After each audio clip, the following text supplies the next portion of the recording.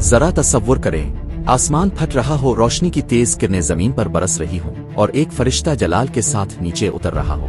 ऐसा लगे जैसे पूरी कायनात थम गई हो।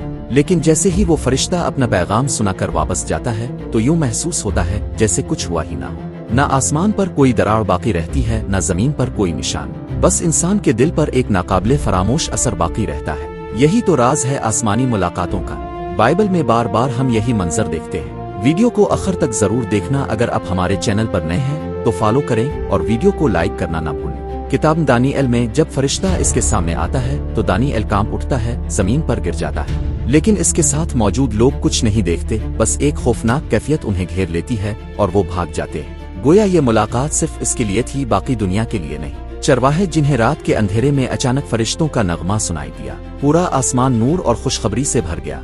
लेकिन जैसे ही सुबह हुई, खेत वही के वही, आसमान बिल्कुल साफ और फरिश्तों का कोई सुराग बाकी न रहा। यहाँ तक कि जब फरिश्ता कब्र मसी पर आया, पत्थर को हटा दिया, इसकी रोशनी से पहरेदार कांपने लगे। लेकिन वो मंजर ज्यादा देर बाकी ना रहा। फरिश्ता चला गया और कब्र की खामोशी बाकी रह गई। सवाल ये है, आखिर क्यों ऐसा होता है कि आसमान खिलता है, फरिश्ता उतरता है, लेकिन जमीन पर कोई निशान बाकी नहीं रहता?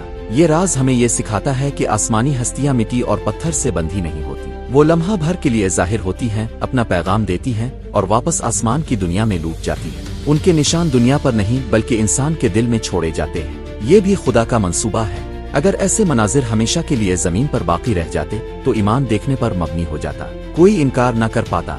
लेकिन खुदा चाहता है कि इंसान आजादाना तौर पर ईमान लाए, दिल से यकीन करे, न कि मजबूर हो जाए। इसीलिए ये मुलाकातें चंद लम्हों की होती है। ज़ाहिरी निशान मिट जाते हैं, लेकिन रूह पर जो नक्श छप होता है वो कभी मिटता नहीं। यही ईमान की असल बुनियाद है। जैसा कि रसूल पौलुस कहता है, हम ईमान से चलते हैं न कि देखने से। तो जब भी आप सोचें कि आसमान कभी खिले थे और फरिश्ता जमीन पर आया था, याद रखें, इसका मकसद जमीन पर कोई निशान छोड़ना नहीं था। इसका मकसद आपके दिल पर निशान छोड़ना था, और यही निशान सबसे कीमती है। आमीन।